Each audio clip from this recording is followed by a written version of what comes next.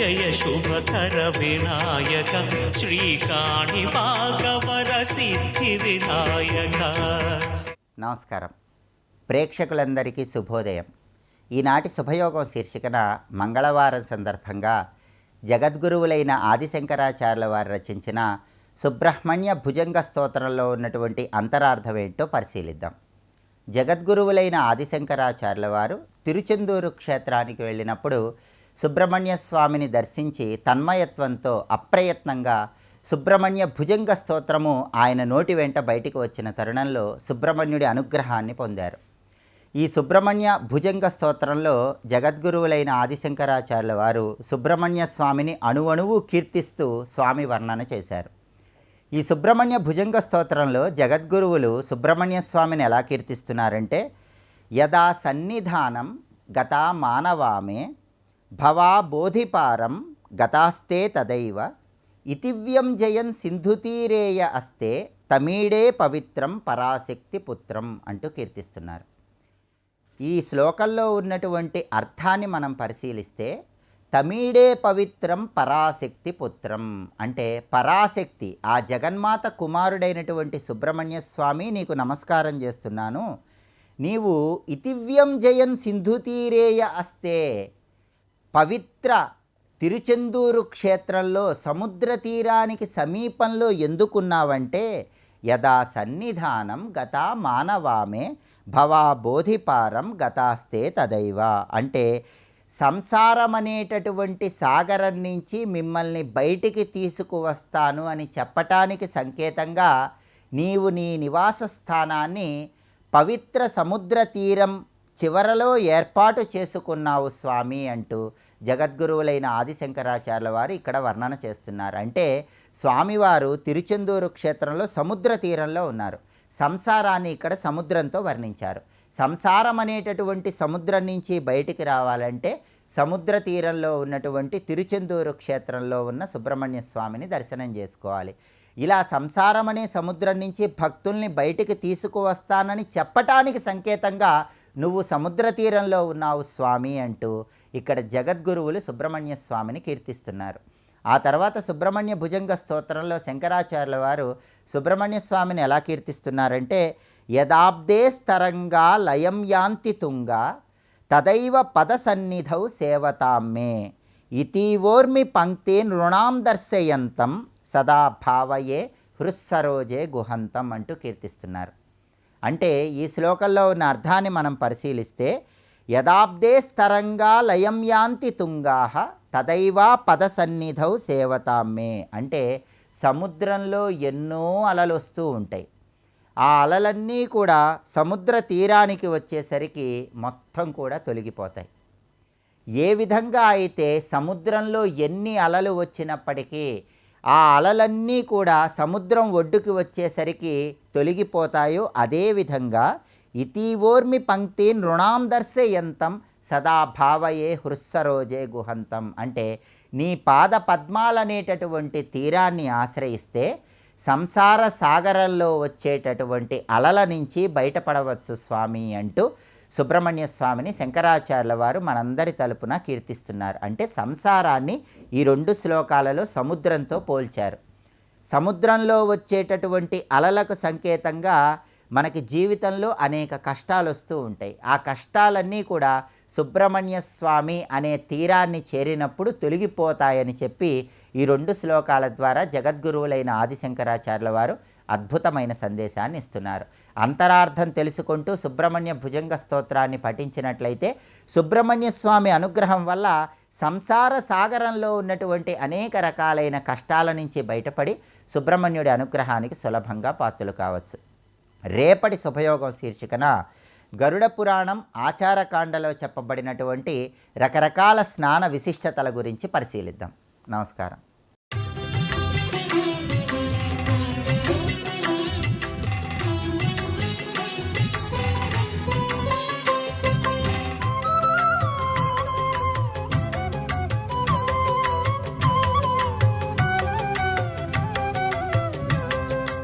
స్వామి కార్యపరాయణ. అమ్మ శక్తితోనే చేస్తున్నా, అమ్మ అనుమతి చేస్తున్నాం. పైగా దేవ్యభిప్రాయ బోధ్య. కొంతమందికి దొరుకుతారండి మనుషులు, వాడేం చెప్తున్నాడో వాడి కింద వాళ్ళకి చెప్పేటప్పటికి తల ప్రాణం తోక్కొస్తుంది అర్థం చేసుకునేటప్పటికి. వీళ్ళు ఎలాంటి వాళ్ళంటే అమ్మవారి అభిప్రాయం బాగా తెలిసిన వాళ్ళ చెప్పక్కర్లే, కనుసైగ చేస్తే గమనించగలరు అని. దేవ్య అభిప్రాయ బోధ్యస్థా చతుర అతి సుందరా, ఎంతో సుందరులు, చాతుర్యం కలిగినటువంటి వారు. వారి పేర్లు చెప్తున్నాను వినవయ్యా. మొత్తం అష్టమంత్రినుల పేర్లు: అనంగ కుసుమ, అనంగ కుసుమాతుర, అనంగమదన, అనంగమదనాతుర, భువనపాల, గగనవేగ, శశిరేఖ, గగనరేఖ. వీళ్ళ పేర్లు ఇవి. వీళ్ళు పాశాంకుశవరాభీతిధర, అమ్మవారి ఆయుధాల అరుణ విగ్రహ. అందరూ ఎర్రగానే కనబడతారు అమ్మలాగా. పాశాంకుశ పరాభీతులతో ప్రకాశిస్తూ విశ్వ సంబంధిని వార్తాం బోధయంతి ప్రతిక్షణం, విశ్వ సంబంధ వార్తలన్నీ చూసుకుంటుంటారు. అటు తర్వాత ముత్యాలసాల దాటాక 16వ ప్రాకారం మహామారకతం, అంటే మరకత మణులతో కూడినటువంటి ప్రాకారం చూపిస్తున్నారు. అక్కడుండేది షట్కోణం. షట్కోణం ఉంటుంది. అక్కడ 6 కోణాల్లో 6 దేవతలు ఉంటారు. చూడండి ఎంత బాగా ఉన్నారో పరిశీలిద్దాం. పూర్వకోణే, తూర్పు కోణమునందు గాయత్రీ సహితో విధి, గాయత్రీదేవితో బ్రహ్మదేవుడు హిరణ్యగర్భుడు ప్రకాశిస్తుంటాడు. ఎలాగంటే కమండలవు, అక్షమాల, దండము, తపోదండము ధరించి ఉంటాడు. ఇక 10 చేతులతో 5 ముఖాలతో 3 నేత్రాలతో గాయత్రీదేవి ఆయనతో పాటు ప్రకాశిస్తుంటుంది. వీరిరువురిని సేవించుకుంటూ సర్వ వేదమంత్రములు రూపం ధరించి ఉంటాయి. ఆ వేదముల తర్వాత పురాణ, న్యాయ, తర్క, ఈ శాస్త్రములు కూడా రూపములు ధరించి వీళ్ళిద్దరిని కొలుచుకుంటారట. ఎందుకంటే సర్వశాస్త్రములకు మూలం వేదము, వేద పురుషుడైన వారు. అందుకు వాళ్ళని కొలుచుకుంటూ ఆ తూర్పు కోణమునందు వాళ్ళందరూ ఉంటారు. పైగా వీళ్ళందరి రూపములు కూడా గాయత్రి బ్రహ్మ రూపములతో ఉంటాయి. వీళ్ళందరివి కూడా ఈ వేద విద్యల యొక్క రూపము. దాని తర్వాత వస్తున్న కోణం గురించి వివరిస్తున్నారు ఇక్కడ. రక్షకోణే శంఖచక్ర గదాంబుజకరాంబుజ. ఆ తర్వాత కోణమునందు ఉన్నటువంటి విషయాలను వివరిస్తూ నైరుతి కోణం. ఆ నైరుతి కోణంలో ఉన్నటువంటి దేవతలు ఎవరు అంటే ప్రధానంగా శంఖచక్ర గదాంబుజ. నారాయణుడు శంఖచక్ర గదాపద్మధారి ఉంటాడు. ఆయన ప్రక్కన్న మహాలక్ష్మి సావిత్రి అనే పేరుతో వ్యవహరిస్తబడుతూ ఉంటుంది. అది ఇక్కడ చూపిస్తున్నారు. పైగా అక్కడ ఎన్ని విష్ణు రూపాలు ఉంటాయి అంటే మత్స్య కూర్మాదయో అఖిలాహ, మత్స్య కూర్మ వరాహాది సమస్త విష్ణుమూర్తులు ఉంటాయి. రామకృష్ణ అత్యాదులు, ఈ విష్ణుశక్తి అంతా అక్కడ ఉంటుంది. ఇవన్నీ మణిద్వీపంలో చెప్పడంలో ఆంతర్యం ఏమిటి అంటే అమ్మవారు సర్వదేవాత్మిక అని చెప్పడం దీనిలో ఉన్నటువంటి ఆంతర్యం. సర్వదేవతాత్మిక అమ్మవారు. అమ్మవారు మణిద్వీపంలో బిందువులా జ్యోతిలాగా ఉంటారండి. ఆ జ్యోతి నుంచి వచ్చిన కాంతి వలయం ఇదంతా మనం తెలుసుకుంటాం. అందుకు అమ్మవారి యొక్క విష్ణు స్వరూపాలు ఇవన్నీ కూడా. అందుకు మత్స్యకుర్మాదయు అఖిలాహ వీళ్ళందరూ అక్కడ ప్రకాశిస్తున్నారు. ఇక వాయుకోణంలో వర అక్షమాలాభయ వరాన్విత మహారుద్ర, వాయవ్య కోణంలో రుద్రుడు శివుడు ప్రకాశిస్తున్నాడు. గౌరీదేవి ప్రకాశిస్తున్నది. రుద్రునికి ఎన్నెన్ని మూర్తులు ఉన్నాయో అన్నీ ఇక్కడ ఉంటాయట. ఏంటవి అంటే దక్షిణాద్యాహ, అంటే దక్షిణామూర్తి, నటరాజు మొదలైన మూర్తులన్నీ ఉంటాయి అక్కడ. అంటే ఒక విధంగా చెప్పాలంటే బ్రహ్మగుడి, విష్ణువు గుడి, శివుడు గుడి ఉన్నాయి అమ్మవారి లోకంలో. మన లోకాల్లో గుళ్ళు పెట్టుకుంటున్నట్టు అవి ప్రకాశిస్తున్నాయి. అయితే షట్కోణాల్లో ఏ ఏ కోణాల్లో ఏ దేవత ఉన్నారో చూడండి ఇక్కడ. అలా మనకి ఇక్కడ శివాలయం ఉందన్నమాట. వీటిని శ్రీమన్నగర వర్ణనలో ఆలయాలని వర్ణించారు. అది తెలుసుకోవాలి. అందుకే చెప్తున్నా శ్రీమన్నగర వర్ణన. శ్రీమన్నగర వర్ణన ఎక్కడొస్తుంది? లలితా చరిత్రలో వస్తుంది. ఇక్కడ ఈ మణిద్వీపమే శ్రీమన్నగరం, రెండింటికి పెద్ద భేదమేమీ లేదు. అక్కడ పేర్లు మారే. ఈవిడ లలితా మహాత్రిపుర సుందరి, ఈవిడ భువనేశ్వరి, అంతే. అందుకే శ్రీమన్నగర నాయిక, చింతామణి గృహాంతస్థ, సుధాసాగర మధ్యస్థ, అదే స్వరూపం ఇక్కడ గమనించుకోవాల్సింది. ఇక్కడ ఈ రుద్రభేదాలు ఏవైతే ఉన్నాయో, రుద్రభేదం అంటే రుద్రుని యొక్క అన్ని మూర్తులు, అలాగే గౌరీదేవి యొక్క అన్ని మూర్తులు ఇక్కడ ప్రకాశిస్తుంటాయి. 64 తంత్రశాస్త్రములు ఇక్కడ స్వామిని కొలుచుకుంటూ ఉంటాయి. చతుషష్ట్యాగమములు కొలుచుకుంటూ ఉంటాయి.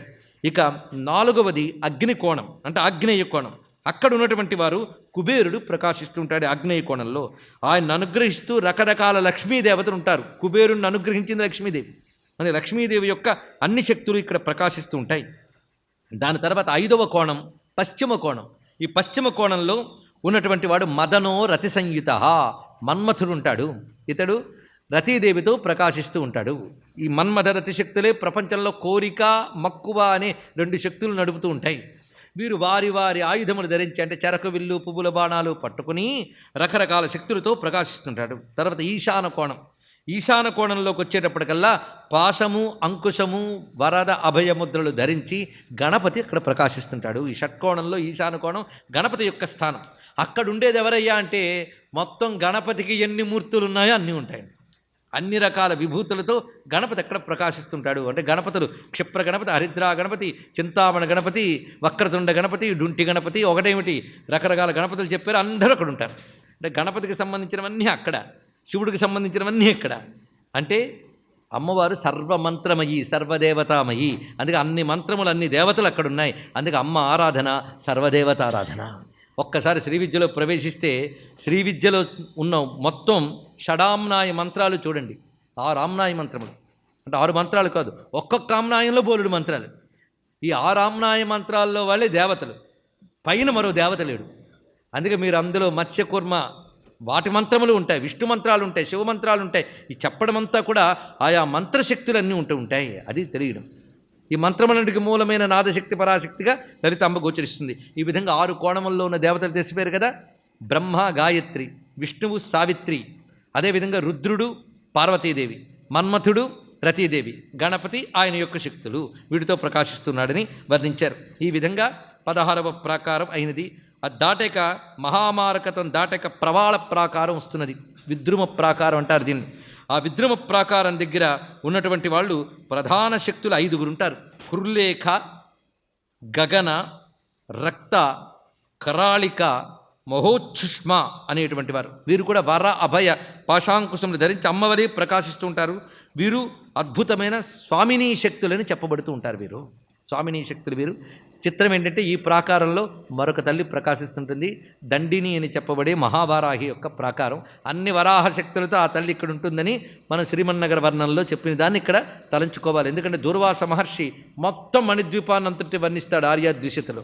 అక్కడిక్కడికి వచ్చేటప్పటికల్లా కోలవదన కుశేష జనయన కొకారి మండిత కిరీట క్రోడపతి భీషణముఖి క్రీడసి జగతిత్వమేవ కమాక్షి అని ఆ వరాహదేవిని కీర్తిస్తాడు. హలముసల చాపహస్త అన్నట్టుగా ఆ తల్లి యొక్క స్వరూపాన్ని భావన చేస్తారు. సర్వం శ్రీ జగన్మాతృ చరణారవిందార్పణమస్తు. స్వస్తి.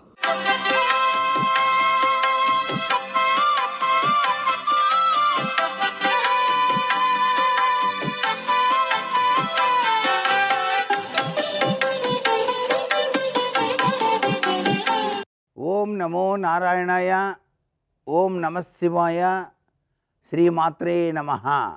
మంగళకరమైనటువంటి ఈ యొక్క మాఘమాసంలోని మంగళవారం నాడు రామబంటు అయినటువంటి హనుమంతుల వారి యొక్క ఆలయాన్ని సందర్శించి అక్కడే ఉన్నటువంటి పరమేశ్వర లింగానికి అభిషేకార్చన చేసి తదుపరి అక్కడ ఉన్నటువంటి ఆంజనేయ స్వామి వారికి సింధూరాన్ని బహూకరించి ఆ సింధూర లేపనాన్ని పైనుంచి కింద వరకు కూడాను స్వామికి అలంకరణ చేసి తదుపరి మన్య సూక్త పారాయణతో ఆకు పూజ ఆచరించిన పిదప స్వామికి ప్రీతికరమైనటువంటి అరటి పండ్లు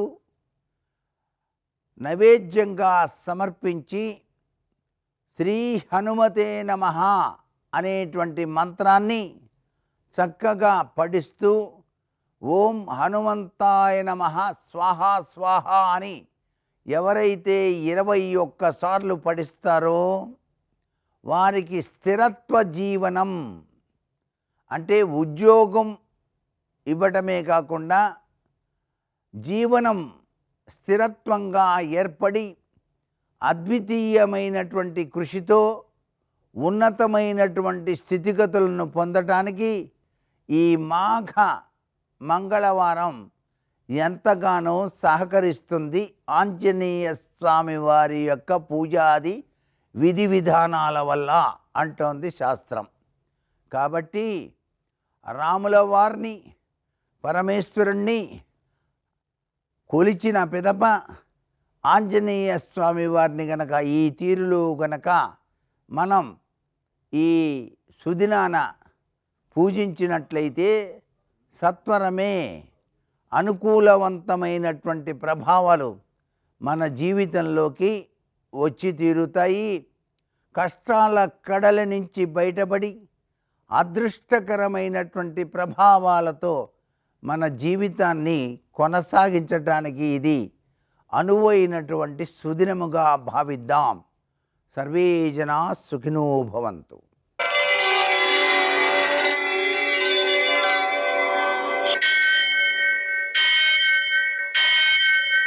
సహస్రశీరుషం దేవం విశ్వాక్షం విశ్వశంభువం విశ్వం నారాయణం దేవమక్షరం పరమం పదం విశ్వతః పరమాం నిత్యం విశ్వం నారాయణగుం హరిం విశ్వమేవేదం పురుషస్తద్విశ్వముపజీవతి పతిం విశ్వస్యాత్మేశ్వరం శాశ్వతం శివమచ్యుతం నారాయణం మహాజ్ఞేయం విశ్వాత్మానం పరాయణం. సూర్యశౌర్యమథేందురింద్రపదవీ సన్మంగళం మంగళం. మర్కటేశ మహోత్సాహ సర్వశోక వినాశన శత్రువును సంహర మాం రక్షశ్రియం దాపయమే ప్రభో. నేటి కాలమాన విశేషాలను గమనిద్దాం. స్వస్తి శ్రీ చాంద్రమాన విశ్వావసనామ సంవత్సరం ఉత్తరాయణం శిశిర ఋతువు మాఘమాసం కృష్ణపక్షం మంగళవారం. సూర్యోదయం 6:49 సూర్యాస్తమయం 6:12 తిథి అష్టమి ఉదయం 7:27 వరకు, నక్షత్రం విశాఖ ఉదయం 7:54 వరకు, వర్జం మధ్యాహ్నం 12:24 నుంచి మధ్యాహ్నం 2:12 వరకు, దుర్ముహూర్తం ఉదయం 9:06 నుంచి 9:51 వరకు, మరల రాత్రి 11:14 నుంచి 12:05 వరకు, అమృతకాలం రాత్రి 11:11 నుంచి 12:58 వరకు, రాహుకాలం మంగళవారం కాబట్టి మధ్యాహ్నం 3 నుంచి 4:30 వరకు, అష్టకవర్గరీత్యా శుభప్రదమైన సమయం ఉదయం 8:40. నేటి విశేషం మంగళవారం. అలాగే అన్వష్టకాశ్రార్థం. అన్వష్టకాశ్రార్థం అంటే త్రిశ్రోష్టకాలలో 3వ రోజు శ్రార్థం అన్నమాట. దీన్ని ఆచరించడం ద్వారా పితృదేవతల యొక్క అనుగ్రహంతో పిల్లల అభివృద్ధిలోకి వస్తారు. మంగళవారం కాబట్టి ముఖ్యంగా హనుమంతునికి ప్రీతికరమైనది, అప్పులు తీరడానికి ఉపకరించేటువంటిది రుణమోచక అంగారక స్తోత్రం, రుణమోచక గణేశ స్తోత్రం, రుణమోచక నృసింహ స్తోత్రం. వీటిని పారాయణ చేసుకోవడం ద్వారాను, శ్రీ గణేశ రుణం చింది అనే మంత్రాన్ని జపించుకోవడం ద్వారాను, మనకున్న అప్పులో కొంత భాగమైనా కొంచెమైనా ఈరోజు తీర్చడానికి ప్రయత్నం చేయడం ద్వారాను, మంగళవారం రోజున ఆ విధమైన ఆచరణ ద్వారా తొందరగా అప్పులు తీరుతాయి. అలాగనే అనారోగ్యాలు, తీవ్ర అనారోగ్యాలు లేదా దీర్ఘ అనారోగ్యాలు కలవాళ్ళు కూడా వ్రణమోచక అంగారక స్తోత్రం అని ఉంటుంది. దాన్ని పారాయణ చేసుకోవడం ద్వారా అంగారకమహీపుత్ర భగవన్ భక్తవత్సల నమోస్తుతే మమ శేష వ్రణమాసు విమోచయ అనే మంత్రాన్ని జపించుకోవడం ద్వారా అనారోగ్యాలు తగ్గుతాయి. అలాగనే విజయాలు కావలసిన వారు హనుమంతునికి మంగళవారం ప్రీతికరమైనది. ఈరోజు ఆయన్ని ఆరాధించడం ద్వారా విజయాలు సిద్ధిస్తాయి. పరీక్షల్లో కావచ్చు, పోటీ పరీక్షల్లో కావచ్చు, ఉద్యోగానికి ముందుండే పరీక్షల్లో కావచ్చు, ఎన్నికలలో కావచ్చు, విజయాలు సిద్ధిస్తాయి. కాబట్టి హనుమంతునికి హనుమాన్ చాలీసా పారాయణ చేసుకోవడం, హనుమంతునికి ప్రదక్షిణాలు చేయడం, అప్పాలు నివేదన చేయడం, ఆకు పూజ లేకపోతే సింధూరు పూజ చేయడం విశిష్టమైన ఫలితాలను అందజేస్తాయి. నేటి ఆణిముత్యాలు.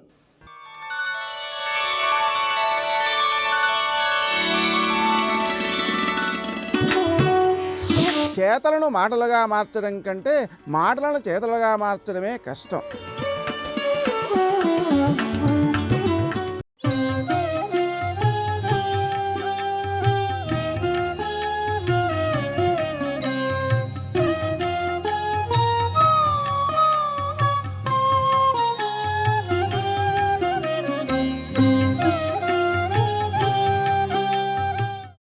చంద్రకిరణములలోంచి వచ్చేటటువంటి సుధాధారలు నీటి యందు పడతాయి. అందుచేత ఆ నీటి యందు స్నానం చేయడం వల్ల భగవంతుని యొక్క ఉపాసన యందు సిద్ధిని పొందడానికి, దాని యందు ఉంచుకోవడానికి కావలసినటువంటి శక్తి ప్రసరణం జరుగుతుంది. వేదం దాన్ని నిర్ధారించింది. అందుకని వాళ్ళు నదీ స్నానానికి వెళ్ళారు. అంతవరకు సంకల్పంలో దోషమేం లేదు. ఎందుకు నదీ స్నానం? కాత్యాయని వ్రతం చేయడానికి. వ్రతము ఎవరు చేస్తున్నారు? ఆడపిల్లలు చేస్తున్నారు. ఏ ఆడపిల్లలు చేస్తున్నారు? పెళ్లి కాని ఆడపిల్లలు చేస్తున్నారు. చెయ్యొచ్చా? చెయ్యాలి. ఆడపిల్లల జీవితంలో నోములు వ్రతాలు అని రెండు ఉంటాయి. ఈ నోములు వ్రతాలు రెండుగా ఉంటాయి. ఒకటి వివాహమునకు ముందు చేసేవి, రెండు వివాహము తర్వాత చేసేవి. వివాహమునకు ముందు చేసేటటువంటి నోములు వ్రతాలు ఆడపిల్ల దేనికి చేస్తుంది అంటే మంచి భర్త రావాలి అని. మంచి భర్త అన్న మాటకు అర్థం ఎంత డబ్బు ఉంటే మంచి భర్త, దాన్ని బట్టి కాదు మంచి భర్త, తన మనసెరిగిన వాడై ఉండడం, అది మంచి భర్త. ఒకవేళ కాకపోతే వాడిని విడిచిపెట్టేయడం అన్న మాట ఉండదు, వాడిని సాధించడం అన్న మాట ఉండదు. ఈ దేశంలో ధర్మమునకు పెద్ద పీట.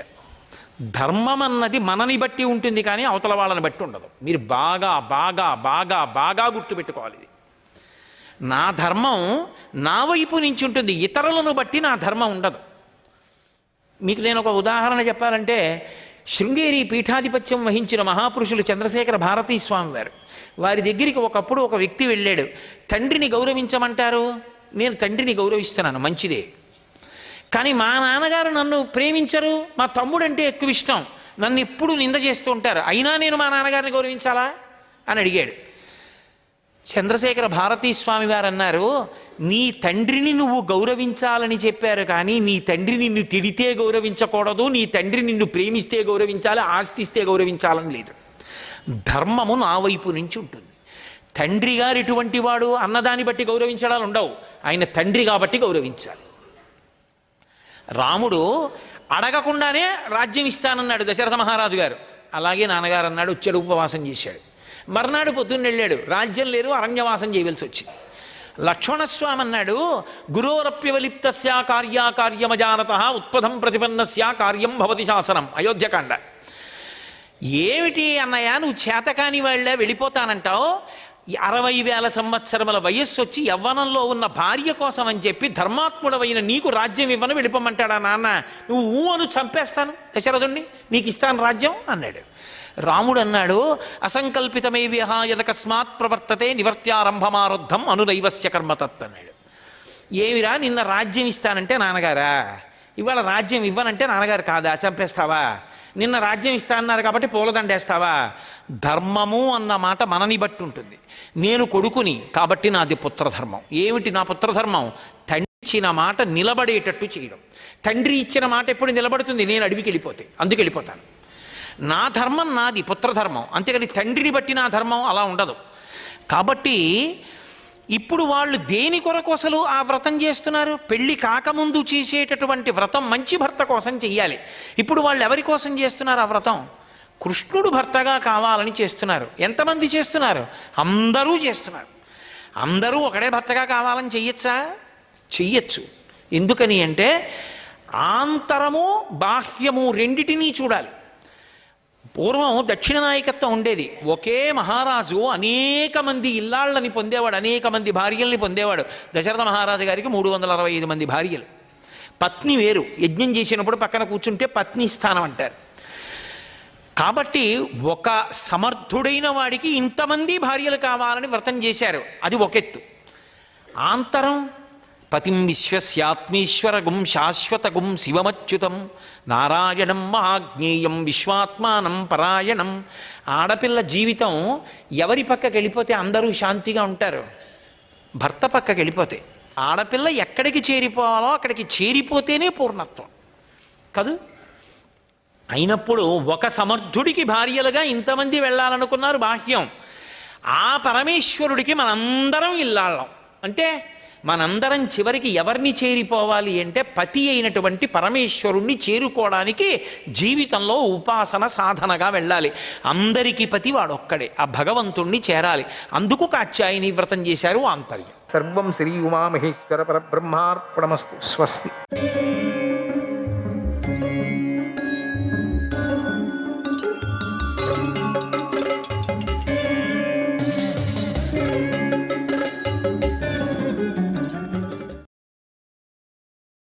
ఈ కణికుడు అగ్ని ఆర్పడానికి నెయ్యి పోస్తున్నాడు.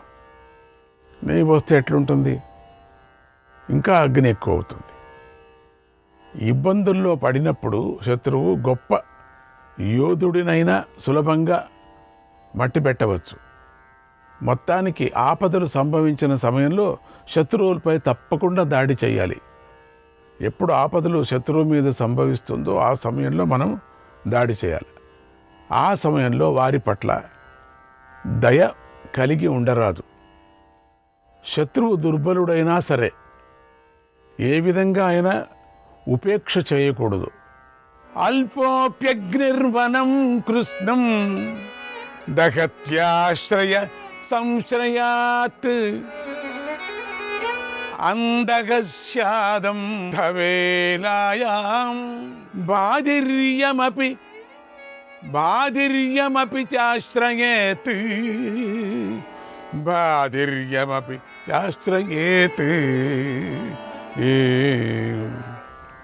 చిన్న నిప్పు రవ్వ అయినా చిన్న నిప్పు రవ్వ ఉంటుంది. ఇంత అయినప్పటికీ కూడా ఆశ్రయం దొరికితే అడవి మొత్తాన్నే తగులుపెట్టేస్తుంది. అలాగే శత్రువు సామాన్యుడైనా కూడా మహావీరులతో కలిస్తే అతి పెద్ద వినాశాన్ని కూడా కలిగిస్తాడు.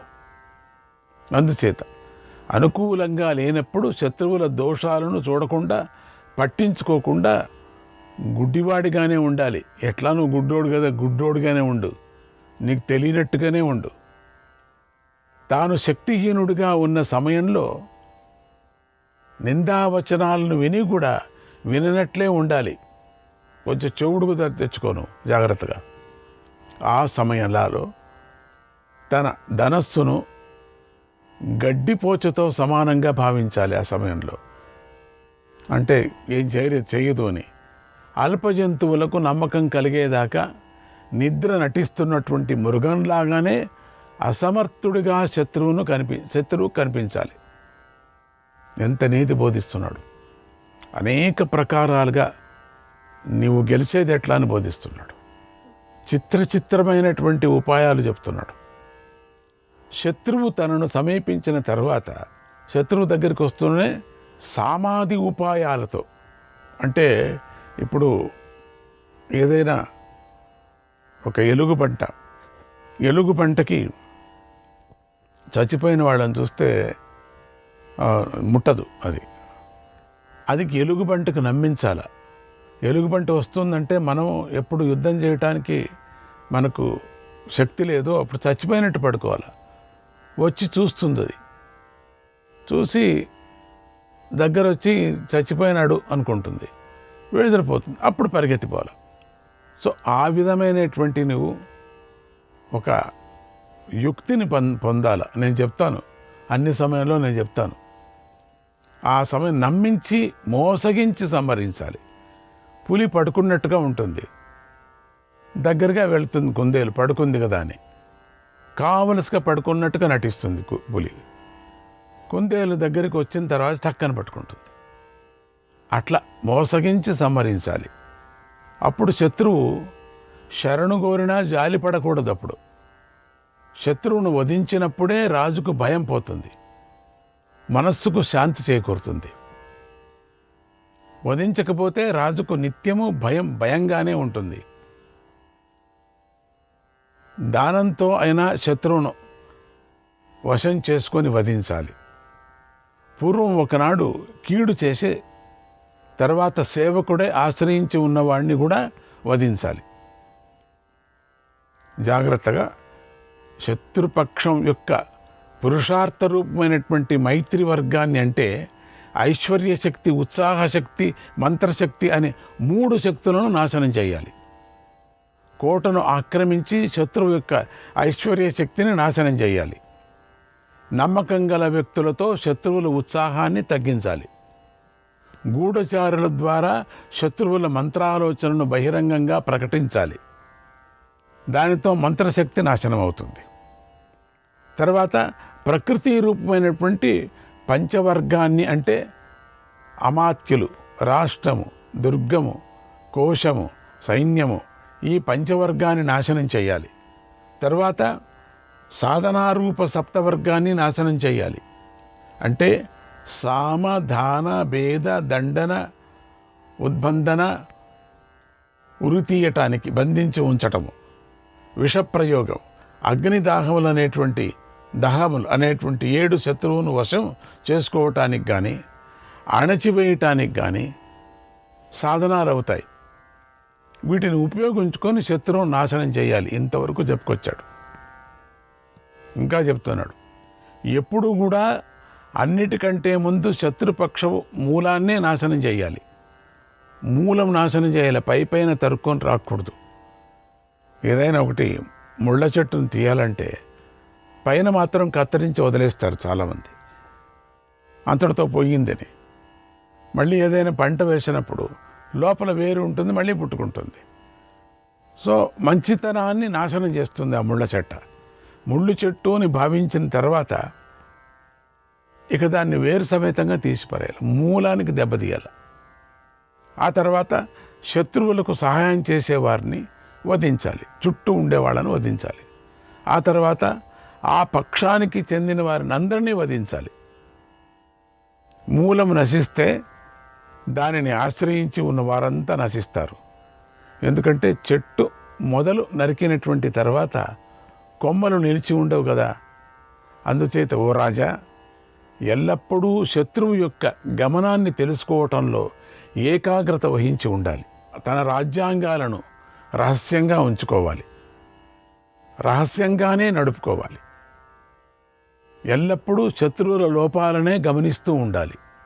వారి విషయంలో నిత్యము జాగరూకతతో ఉండాలి.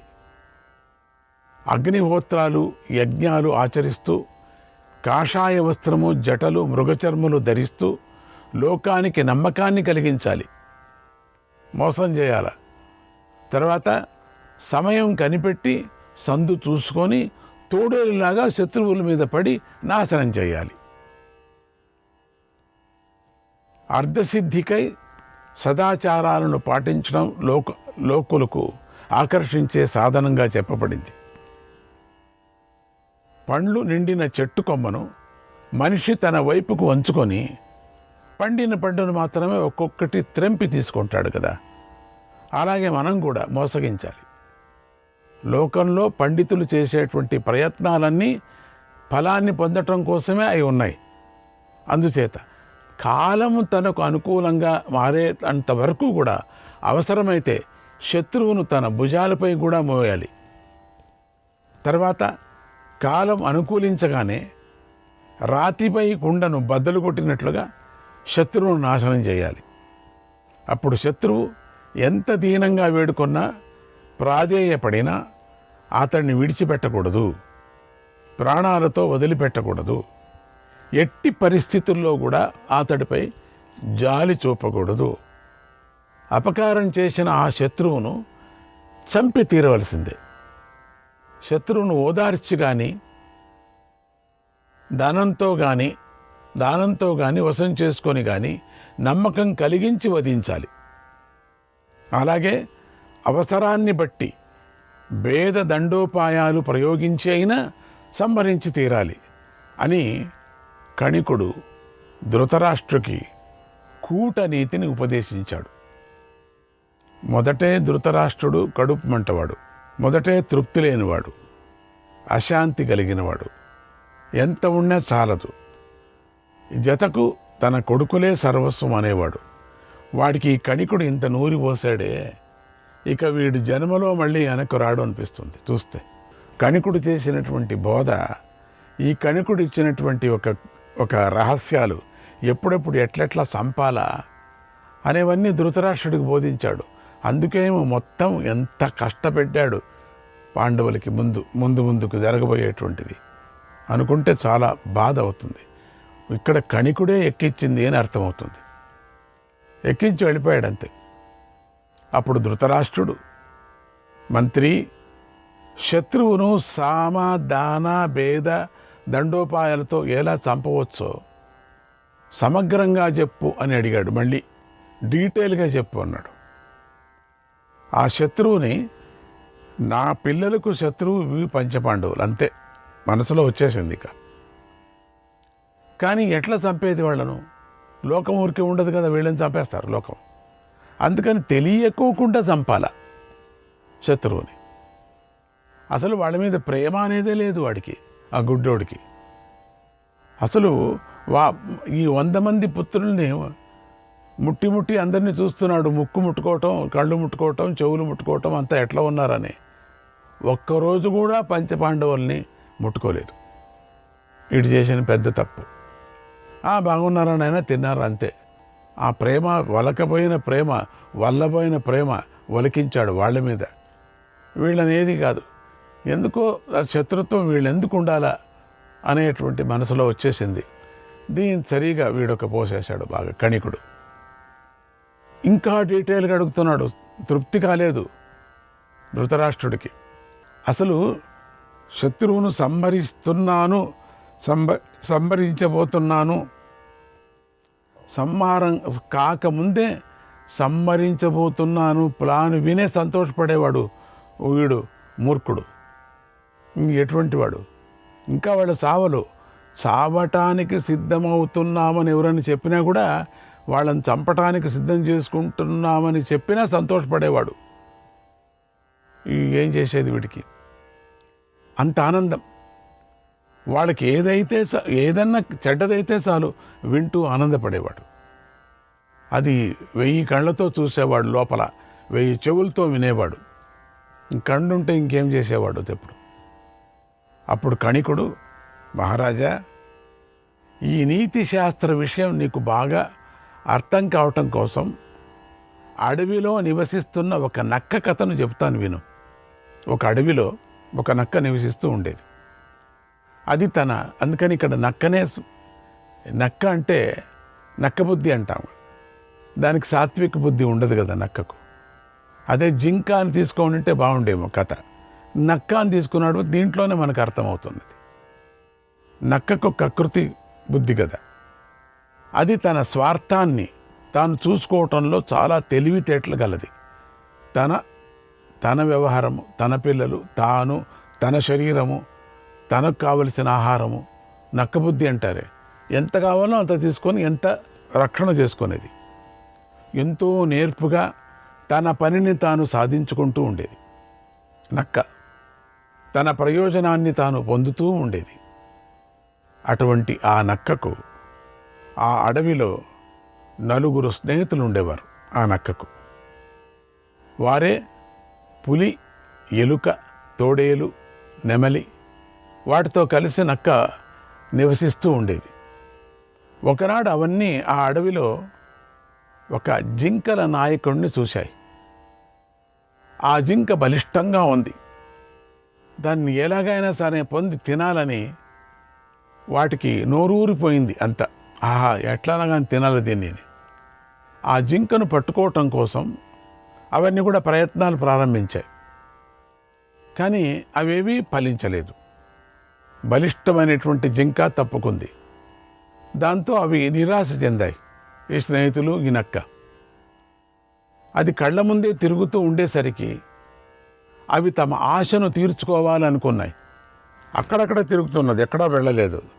వాటిలో బాగా పట్టుదల పెరిగింది వాటికందరికీ. ఎలాగైనా సరే మనము జింకను పట్టుకొనే తీరాలి, దాన్ని మనం తిని మన కోరిక తీర్చుకోవాలి, తినాలి మనం అని అవన్నీ కలిసి ఆలోచించాయి. మొదటిగా నక్క ఇలా అంది, ఓ పులిభావా, దాన్ని చంపటానికి ఎన్నోసార్లు కాపు కాసాయి, కాచుకున్నాయి. కానీ అది దొరికినట్టే ఉంటుంది, కానీ దొరకటం లేదు. దానిని పొందే విషయంలో నేను చేసిన ప్రయత్నాలన్నీ ప్రయోజనం లేకుండా పోయాయి. అది చాలా తెలివైనది, మంచి వయస్సులో ఉంది, యవ్వనంలో ఉంది, కానీ పిటపిటలాడుతుంది, వేగంగా పరిగెత్తుతుంది. వాళ్ళంతా మాట్లాడుకుంటున్నారు, నక్క, పులి అందరూ కూడా. కనుక దాన్ని పట్టుకోవటం సాధ్యం కాదు కదా, ఏం చేసేది? అందుచేత దాన్ని పట్టుకోవాలంటే ఒకే ఒక్క ఉపాయం ఉంది. అదేమిటంటే, అది పడుకోనేటప్పుడు మాత్రమే దాన్ని మనం పట్టుకోగలం. దీనికి మించి మరో ఉపాయమే లేదు. మొదటిగా ఆ ఎలుక మిత్రుడు వెళ్ళి దాని పాదాలను కొరికేయాలి. అందువల్ల అది వేగంగా పరిగెత్తలేదు, అంటే ప్లాన్లు వేసుకుంటున్నారు. తర్వాత పులిబావ గారు వెళ్ళి దాన్ని పట్టుకోవాలి. అప్పుడు మన పని అయిపోతుంది. పులిబావ పట్టుకుంటే ఇంకేమి, పులిబావ చంపితే వీళ్ళు హాయిగా నంచుకొని తినచ్చు. అందరం కూర్చొని దాన్ని హాయిగా తినచ్చు. కష్టపడేది పులి. అప్పుడు మన కోరిక తీరిపోతుంది అంది. ఆ మాటలు మిత్రులకి అందరికీ నచ్చాయి. వీళ్ళు అందరికీ తెలుసు బాగా, ఆ బలిసినటువంటి పెద్ద జింకను చంపగలిగే శక్తి ఎలకకుందే, నక్కకుందే, లేదు కదా, నెమలికుందే, లేదు కదా. అందుకని చంపేటువంటి శక్తి పులికే కదా ఉండేది. నక్క ప్లాన్ అది. పట్టుకొని పులి చంపితే తాను తినచ్చు. ఆ మాటలంతా మిత్రులకు బాగా నచ్చాయి. ఏమి, ఎలక వెళ్ళి కాలును కరిచేదట, అప్పుడు అది పరిగెత్తలేదట. ఆ తక్షణం వెళ్ళి పులి పట్టుకోవటమట. ఆ ఉపాయం పాటించాయి. మెల్లగా వెళుక వెళ్ళి జింక కాళ్ళను కొరికేసింది. అప్పుడు జింక పరిగెత్తలేకపోయింది, నిజంగా కొరికింది వెళ్ళి. వెంటనే పులి దూకి జింకను చంపేసింది. రాజుగారు, బాగుందే రాజుగారు అంటుంది, చాలా బాగుంది ఇది. అది చూసి నక్క రంగంలోకి దిగి, మిత్రులారా, మన ఉపాయాన్ని చక్కగా అమలు చేశారు, మీకందరికీ అభినందనలు, కృతజ్ఞతలు. దీనిని పొందటానికి మీ శక్తినంతా ఉపయోగించారు, బాగా శ్రమించారు, కనుక మీరు బాగా అలసిపోయారు, మీ శరీరం అంతా దుమ్ము కొట్టుకొని పోయింది. అందుచేత చక్కగా స్నానం చేసి రండి, అప్పటిదాకా దీన్ని నేను చూసుకుంటాను, త్వరగా వచ్చేయండి అంది నక్క. బాగా అలసిపోయారు మీరు. పులిబావా, ఎంత కష్టపడ్డావు, అది ఎంత కొట్టుకుంది, దాన్ని ఎంతగా కష్టపడి నువ్వు చంపావు, బాబా, నువ్వే రాజా అంటే నువ్వే. అందుకని శుభ్రంగా మీరు స్నానం చేసుకొని ఆ నదిలో ఒక పారి అందరూ ఒక ములక వేసి అందరూ రండి, అంతవరకు నేను చూసుకుంటాను కదా, ఎక్కడ పోతుంది ఇది. ఆ నక్క మాటలను మిగతా జంతువులంతా నమ్మి అందరూ నది వద్దకు వెళ్ళే స్నానం చేయటానికి. ఈ లోపల నక్క తన బుర్రలో ఈ జింకని ఎలా సొంతం చేసుకోవాలా అని చకచకా వేగంగా ఆలోచించింది.